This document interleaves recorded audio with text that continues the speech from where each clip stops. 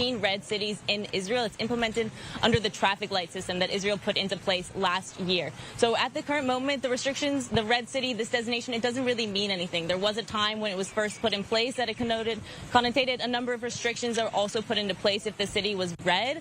But at this point in the pandemic, it's really more of just a public information tool and also a tool for the municipality and council members and people here in the city really to make their own decisions about how to put forth restrictions that are in place. So in Netanya, there are no restrictions that aren't currently in place in the rest of the country. The mayor itself is simply calling on all the residents to be aware that there is a very, very high outbreak in the country. The positive rate here is 8%, which is almost double the positive test rate from the rest of the country. And there's some 2,000 residents here in the city with the virus. So he's calling on all of them to make sure they're doing everything that they need to do to follow the virus restrictions and to make sure that everybody's working together to try and combat this spread. But at the moment, they are leaning away from putting in further restrictions in place. We talked to some of the residents who are here this morning having coffee. Most people are sitting outside in this plaza here, and they say that they are worried about the spread and that they are a bit afraid about what's going to happen here as the cases do continue to rise, and that they do think that maybe it is time for the government to put further restrictions on place. That's the message we heard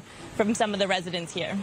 Right, Marion, I want to ask you about some of the measures that the government has implemented now to try to sort of avoid some of those restrictions which may be in the wings, a third dose of the vaccine for some of the older population and the fast antigen testing stations, 120 of them throughout the country. Are these measures being used, and are they being successful?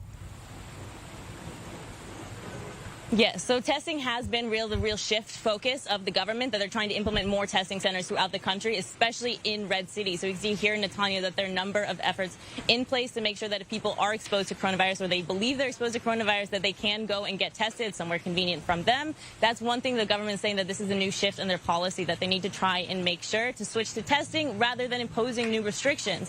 But as the cases do continue to rise, the big question now is, are we past this point, and is Israel soon approaching the point that it is past this point and they need to put in further restrictions? They are looking at importing a number, probably on businesses. We saw Coronavirus Director General Nachman Ash coming out yesterday saying that while a lockdown might be necessary, they do again hope that is not the case, but they are looking at putting restrictions mostly on businesses. So probably expanding that green pass system, which differentiates between the vaccinated and the unvaccinated and those who've recovered from COVID-19. And to go to events, one measure also being floated is possibly limiting all mass events under that green pass to 500 people. Right now, that green pass applies everywhere over 100, and also the implementation of masks indoors, trying to make sure that also the enforcement of this, that people are also enforcing these measures.